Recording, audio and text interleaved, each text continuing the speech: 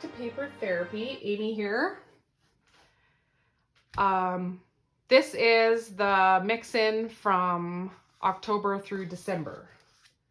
I did have my catalog open to the correct page, but of course it's closed now. So here it is. Look how fast I found that. And this is what I want to use today. I'm going to do a layout of Canada Day. So this is one of the sheets as well. This is probably going to be my base sheet. I may trim it in red like this all the way around. I do want to use, and I was inspired by a layout by Dana Terry. I will link her Facebook page down below. She had a Halloween layout with a starburst pattern like this, which we at one time had a starburst stencil, so maybe you have it, but we don't have it anymore. And this one I had, this one predates that one. This is a Heidi Swap one though. They are available out there, you can find them. So I would like to use this, and then my photos that I'm going to bring in are my son and me at Canada Day fireworks. Not really sure how that one goes, probably like that.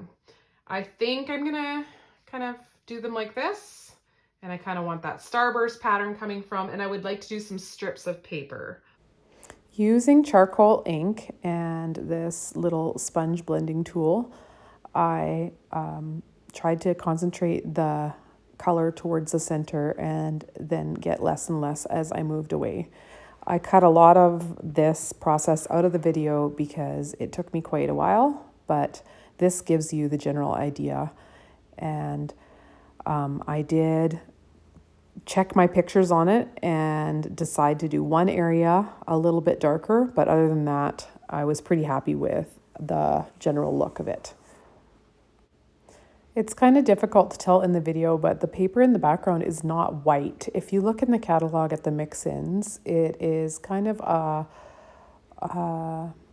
watercolor wash of blues, or probably, I think it's a new color, but it reminds me of Glacier, but it's a very light blue.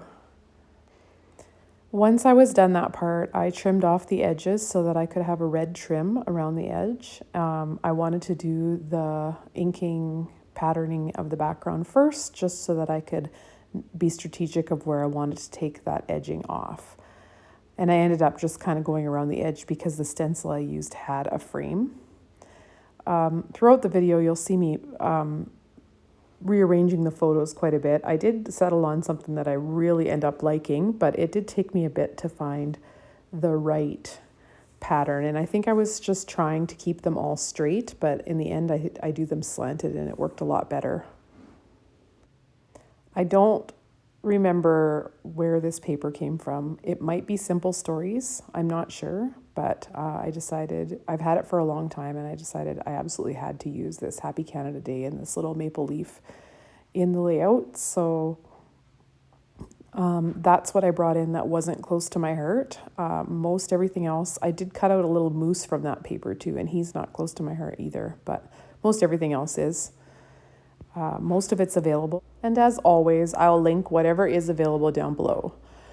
So I wanted to use a lot of plaids. Plaids strike me as kind of Canadian. So I brought in all the plaid zip strips. There's several. And I even took one from the Christmas story paper pack. There's a black one in there, black and white plaid. I also wanted to cut this horizontal line to make a chevron or an arrow. And you'll see me right away attempt to make an arrow by flipping one of these strips over, and that doesn't work at all. I just have another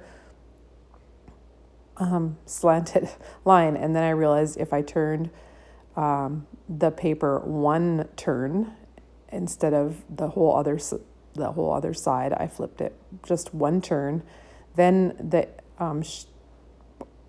diagonal line was going the other direction, and when I put those two together, I had an arrow, and that's what I was going for.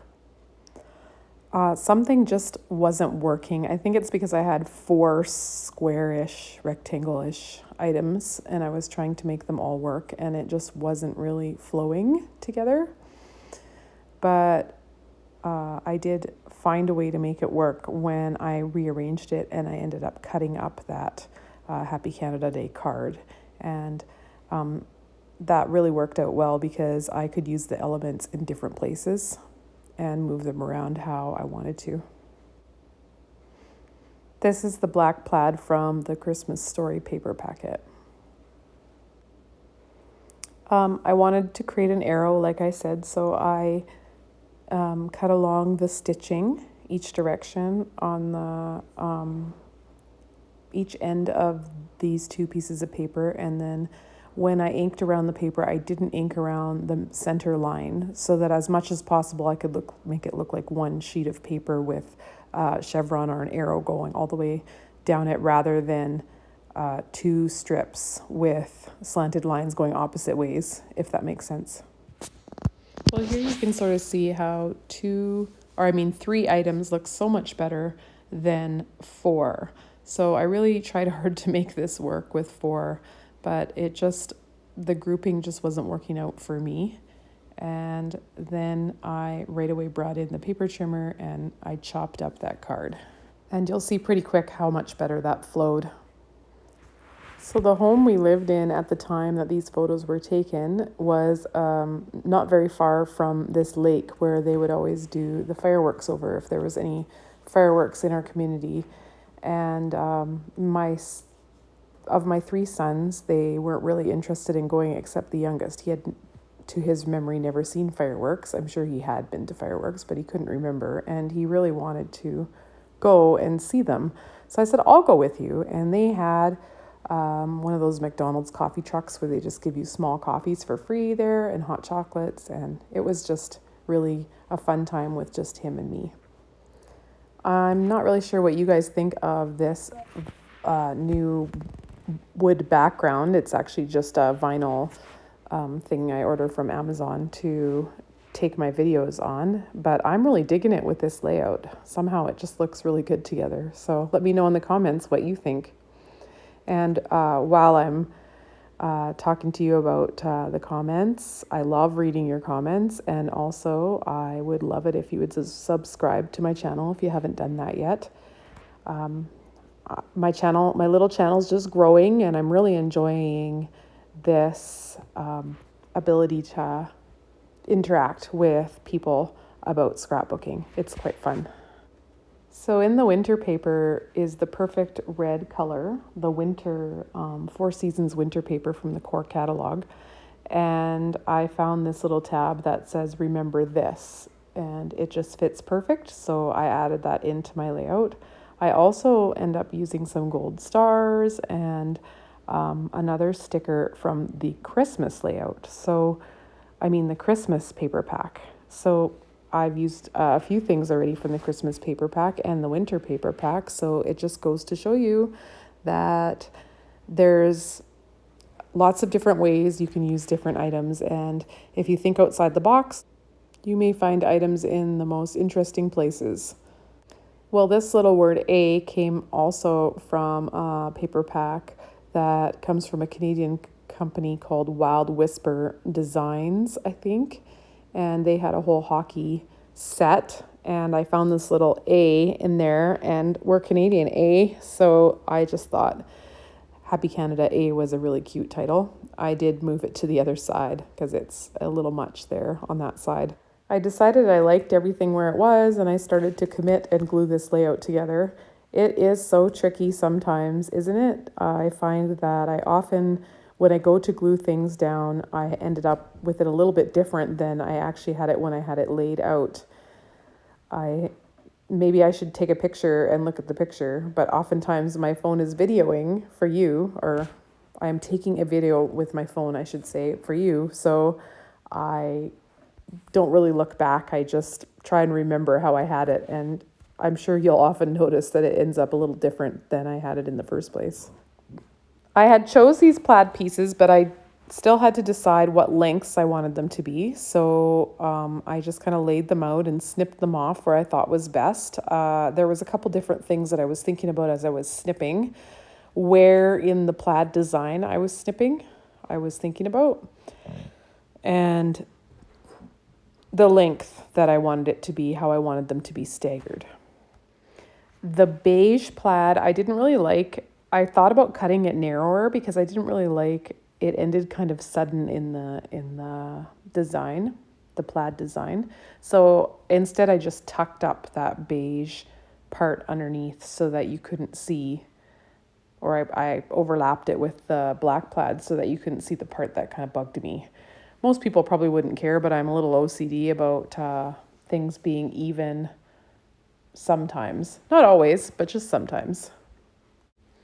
Of course, once I glued my pictures down, I decided I wanted some gold splatter. So I just got some printer papers and cut them the size of the pictures and laid them over top to protect the pictures.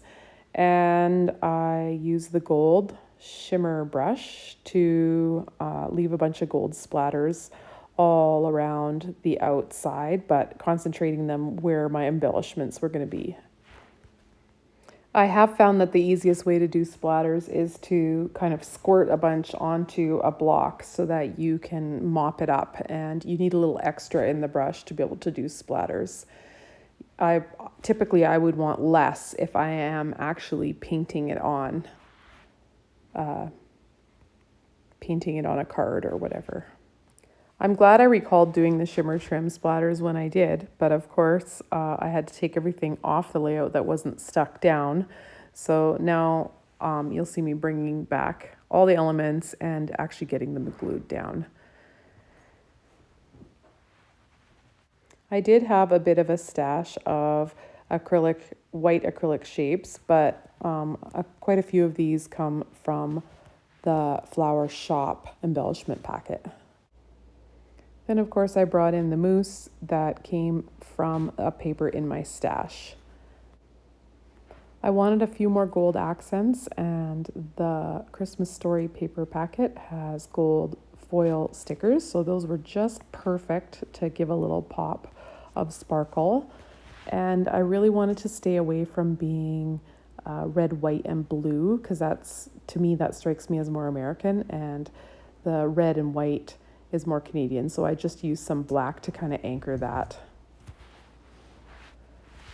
I found this little word countdown that was also on the Christmas Story paper packet, and it was appropriate because the pictures of us that I took here are while we were waiting for the fireworks to start. So I thought that fit. And I also wanted to use these national anthem words. That's what's on this gray strip that I'm adding. And I was kind of wondering if I should or shouldn't add it, but I found I really liked how it matched the gray charcoal in the background. It was on the back side of that mousse Happy Canada Day paper. Another item I found at the last minute was this brown kind of ornate maple leaf. And because I had that beigey brown color in there, I really felt like it belonged. So I made it fit, and that kind of ruined my triangle of embellishments, but I figure since I have a triangle of pictures, it's okay.